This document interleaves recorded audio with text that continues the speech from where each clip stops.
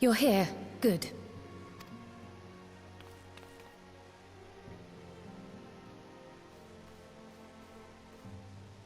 So, how are they? Still locked in slumber, but otherwise in good physical health.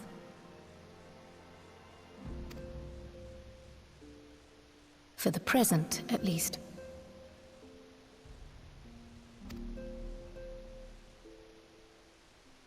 For the present? Oh no, is something wrong with them? I'm afraid there may be. I summoned you after detecting faint signs of instability in Thancred's corporeal ether. But subsequent examination suggested all 5 might be affected. And when I examined them just now, my fears were confirmed. Tellingly, the degree of instability varies between them. Thancred exhibits the most notable signs, followed by Y'shtola and Urianger.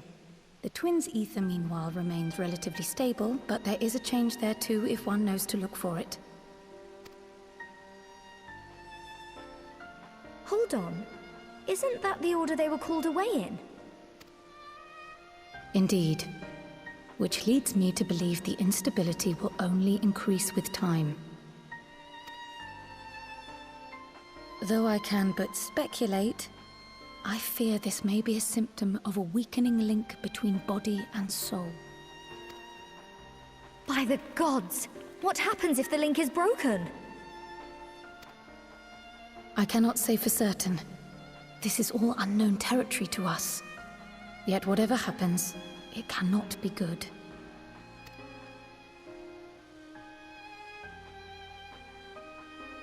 Mercifully, the instability is still only slight. And you may rest assured Master Matoya and I will do everything in our power to keep it from worsening. Be that as it may, it is imperative that you find a way to restore our friends' souls to their bodies.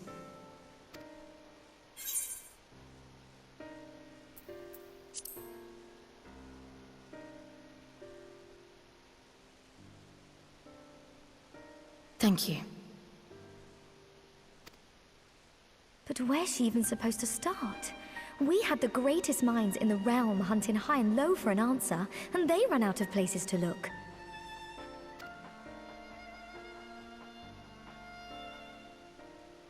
You stated in your report that the Exarch had originally intended to reverse the summoning process by means of his own death, correct?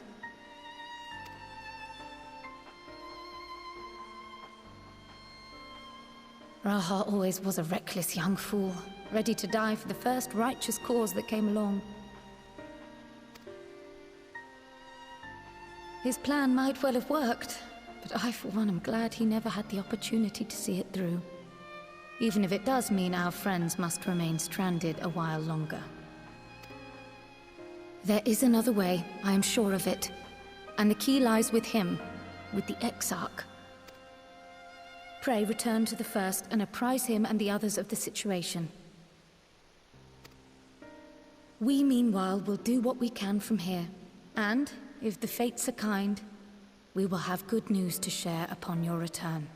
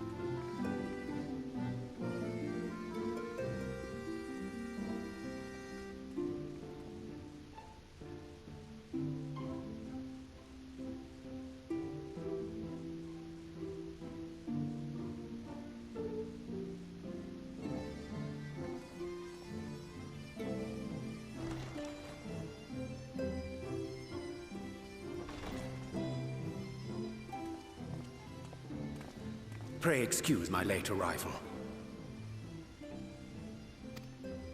Will Thancred and Reen not be joining us? Nay, milady. With apologies to all, they beg leave to pursue their investigation of the empty to its conclusion. Should matters here demand their presence, however, they did assure me that they would make themselves available.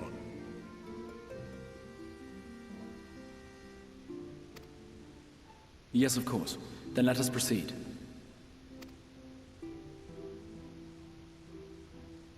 I think it best that you begin by providing a summary of Mistress Kryle's findings.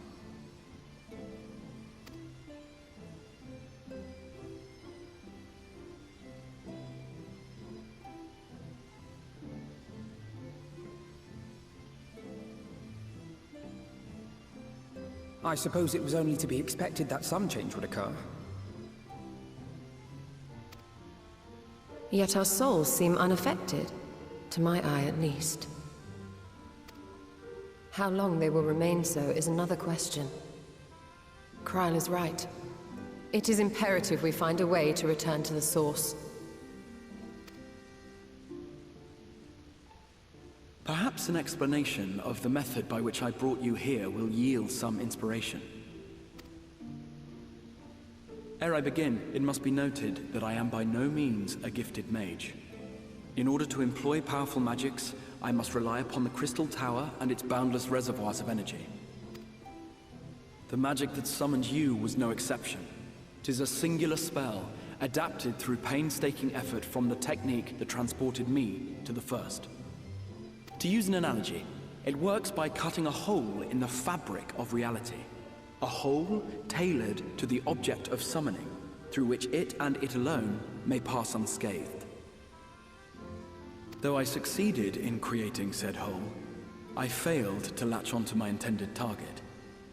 Instead of you, the spell found those close to you, and ended up summoning them in their incomplete state.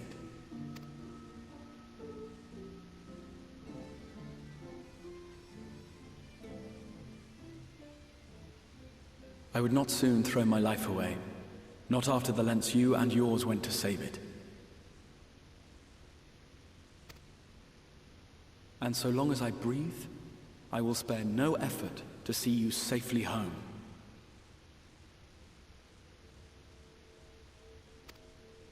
But should all else fail, and your lives be at stake, there remains one sure method.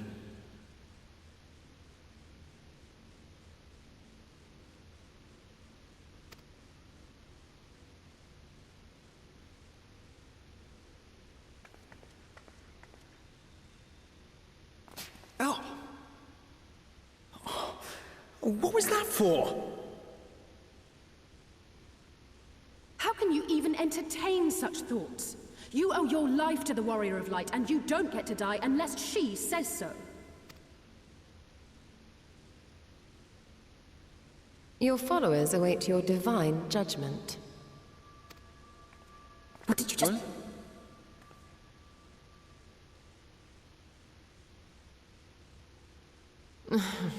If the two of you have finished, perhaps we could return to our discussion? Rather than dwelling upon the multiple failed attempts at transference, I think it would behoove us to focus on the solitary success.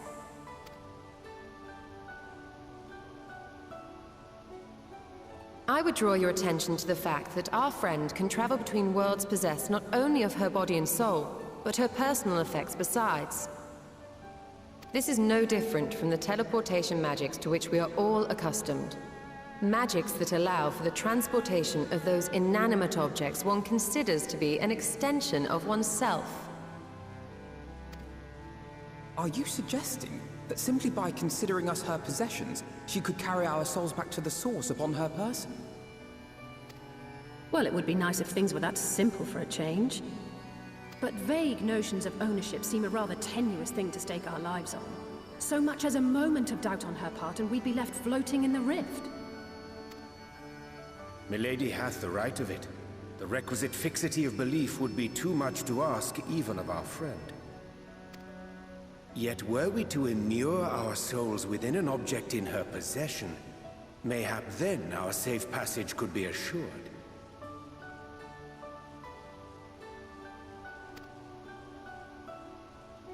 White Auracite would, I believe, serve as a suitable vessel for this purpose.